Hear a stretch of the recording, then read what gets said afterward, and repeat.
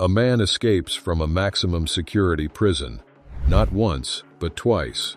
One time, through a mile-long tunnel built directly under his cell.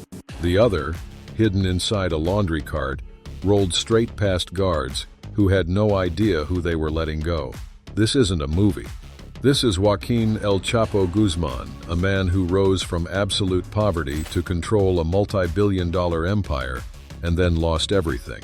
He was born in the mountains of rural Mexico, in a home with no electricity, no running water, just dirt floors and survival. Life wasn't about dreams.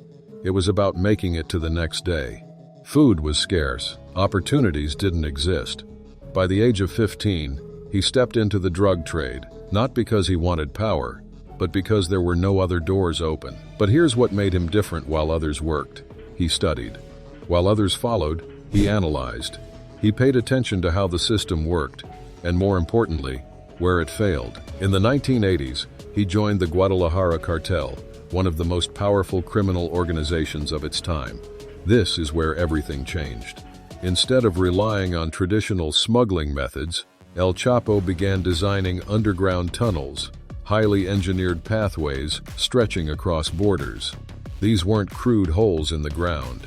They had lighting, ventilation systems, even rails to transport loads quickly and quietly.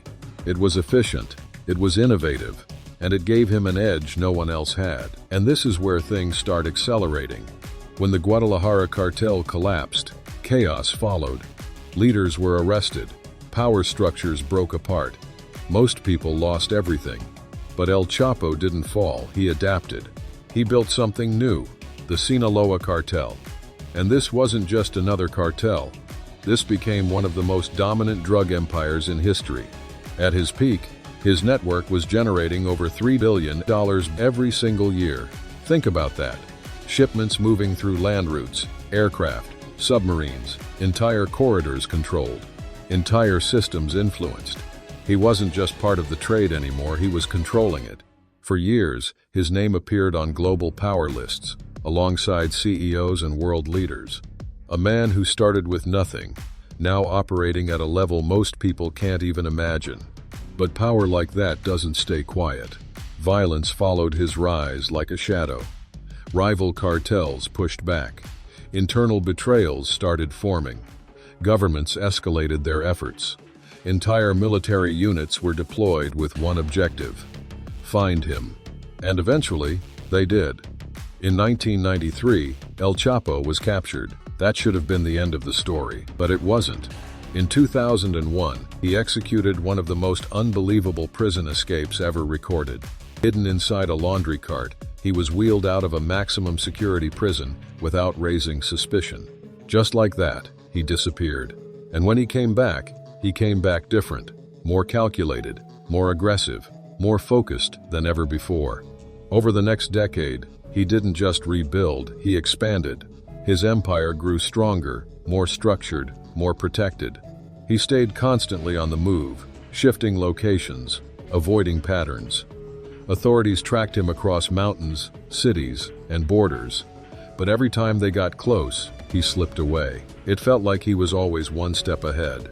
But here's where everything changes. He made the one mistake powerful people always make. He stopped hiding. The man who built his empire in silence started stepping into the spotlight. Interviews were arranged. Meetings with outsiders. Stories began to circulate. He wanted recognition. He wanted to be seen, not just feared, but known. And in doing that, he exposed the one weakness he never had before: visibility. Because the moment you can be seen, you can be found. In 2014, authorities finally captured him again.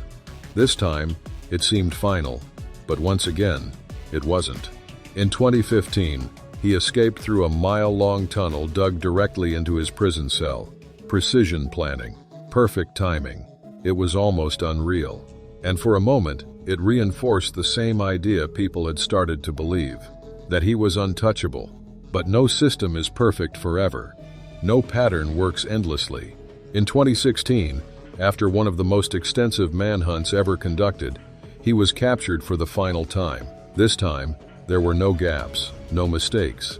He was extradited to the United States, placed under extreme security, and put on trial. The outcome was inevitable: life in prison, plus 30 years. No chance of escape, no remaining influence, no control. From dirt floors, to billions of dollars, to a concrete cell, he will never leave. No allies, no movement, no power. In the end, it wasn't just law enforcement that brought down El Chapo. It was something far more predictable. The same mindset that helped him rise pushed him too far. The ambition that built his empire made him visible, and that visibility led to his fall. Because when you spend your life outsmarting everyone, you eventually start believing you can't be caught. And that's when you make your biggest mistake. If you found this story unbelievable, wait until you hear what happened to Pablo Escobar, because that story is even more intense. Hit subscribe, because the next one will change the way you see power, ambition, and control forever.